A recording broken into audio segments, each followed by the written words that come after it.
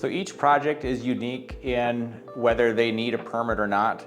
And so, typically in a fit and finish remodel where we're not replacing any structural components, it's more just replacing of cabinetry, countertops, flooring.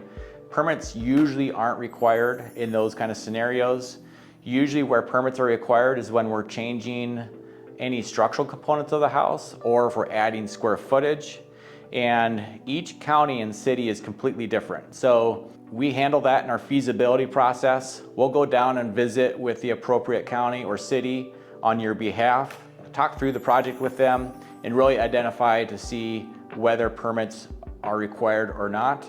If a permit is required for your particular project, we offer that as part of our pre-construction package, is all the drawings, drafting, the meetings with the city. We handle the whole permitting process, and also on the HOA side as well. So if you live in an HOA and they usually have a submittal package that they require, that way they can sign off on the package as well. Our team handles that whole process, makes it easy for you to ultimately get the permit for your project.